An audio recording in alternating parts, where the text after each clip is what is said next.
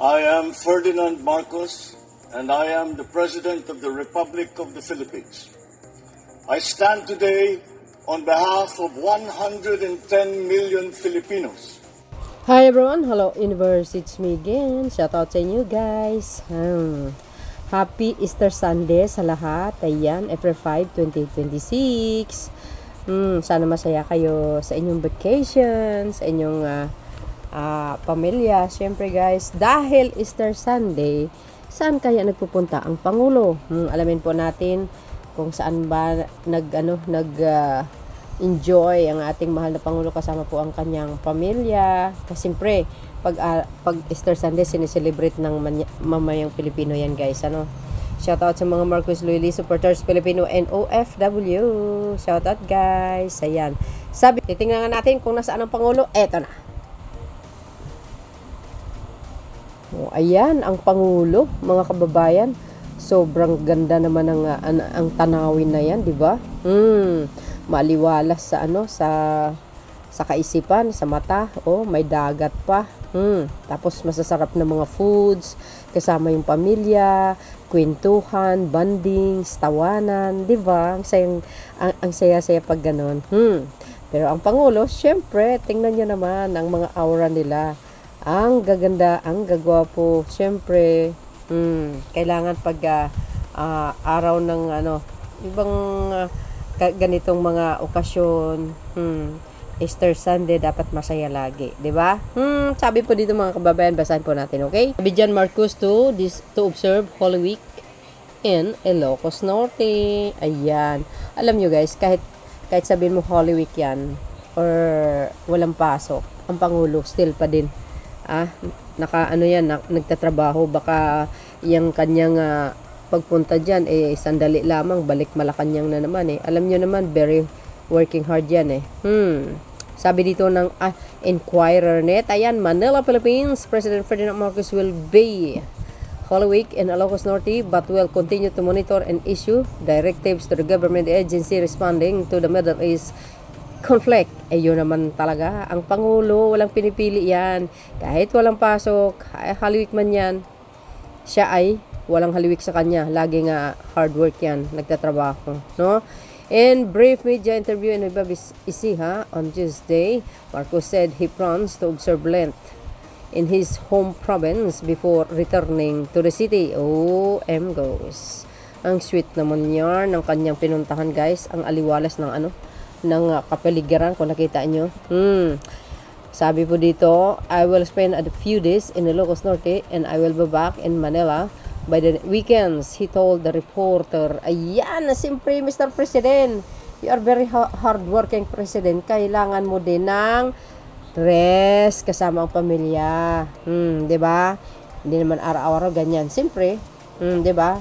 More in work ka Kailangan niya ang rest kahit papano. Meanwhile, Palace Press Officer Claire Castro emphasized that Marcos will not be on vacation during his Holy Week break as he will continue to oversee the country's situation amid rising fuel prices. Tama naman, di ba?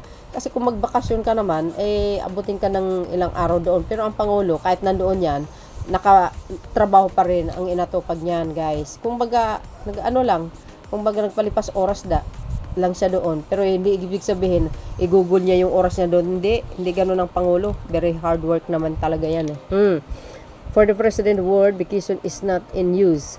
As he said, he will spend his Holy Week in the Ilocos Norte with his family. There is no vacation because our President continues to monitor and issue order on what our government agencies need to do. Ayan guys Castro said in Filipino. You say? Dito last year, the President, First Lady Lisa Araneta Marcos and their sons Joseph Simon and William Vincent Bini spent Monday, Thursday and Suba Beach in Ilocos Norte. Baka Suba Beach yun guys ang ganda ng view. In his pre-Holy Week message on the March 29, Marcos encouraged Filipino to embrace unity and help one another as a country around the world face crisis brought by the ongoing war in the Middle East. Ayan mga beso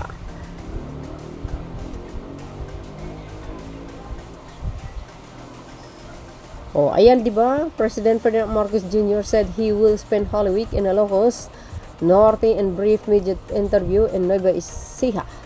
Marcos said he plans to observe Lent in his home province before returning to the country. Oh, ayan. Tingnan nyo naman, oh. Grabe, no? Ang haba pa ng mesa. Fresh na fresh, oh. May duyan pa. Ang galing. Guys, ang ganda ng views. Kung nasaan ang Pangulo. Tingnan nyo naman, oh. Nako, tapos may ano pa, crema de prota. Tapos may, may salad. Tapos mayroong ice cream sa mga ganyang lugar. Tapos magpa-sounds ka ng music. 'Di ba? Tapos while the others are talking with their future. 'Di ba? Mga topic nila is all about love. Wow, galing. Nagdidilulo na naman ako mga beswa, bata. Siyempre, totoo naman yun, di ba? Kayo nga, pag nabakasyon kayo, gano'n naman, di ba? Kasama ang pamilya, yung bonding, ba?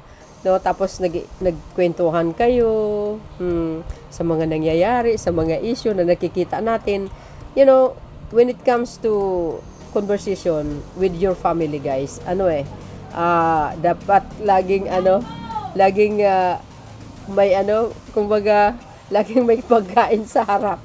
Sa every time na nagkikwento ka, sabay subo, ganon, may litson, yung mga kung ano. What? Wah?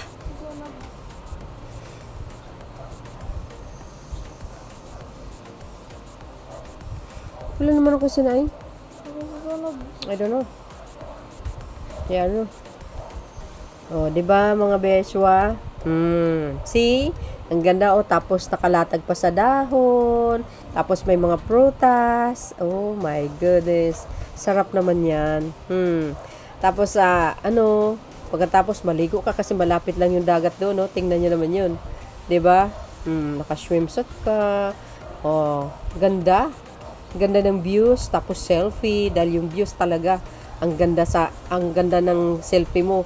Kasi ang background talagang super fresh ang hangin. Tapos may punong kahoy tulad niya, no.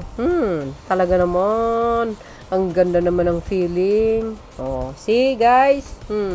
Tapos nagtakbuhan kayo. Ay grabe, totoo naman 'yon. Oh, 'di ba mga beswa? Tama yung sinabi ko. Kumusta naman ang vacation nyo, guys? Okay? Ayan, oh. Sabi ng Pangulo.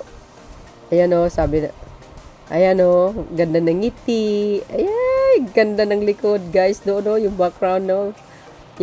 Yung back nila, oh. Doon sa likod, oh. Ay. Dagat pala talaga yan. Oh. Tingnan mo. Tawanan ng ngiti. Alam nyo, once nakangiti ka, hindi kayang bayaran ng kahit magkanong pera yan. Siyempre masaya ka yung enjoyment mo, di ba? Oh, ayan, happy Easter everyone. Sa mga Marcos Lilies, hi guys. Sa mga supporters, hello. Yan sa mga Filipinos, OFW na nagbabakasyon ngayon. Hello. Yan, ako nasa bahay lang. Shoutout sa inyo guys. Kumusta naman po kayo? Mag-ingat kayo lagi. Pag nagda-drive kayo, always pray bago kayo malis. Huwag makalimutan magpasalamat sa taas. So, yun. Happy Easter, everyone. Happy blessed Sunday sa lahat. Sa ating mahal na Pangulo. Ingat lagi. God bless you all. Sa inyong pamilya. Sa mga Marcos Ladies supporters na lagi nanonood sa akin. Thank you guys. Ingat kayo. Love, love. Bye everyone. Don't forget to like and follow me. And hit the button bell, mga bes. Salamat po sa inyong panonood lagi. There's more. Bye-bye and babush. God bless Philippines. Bye, guys.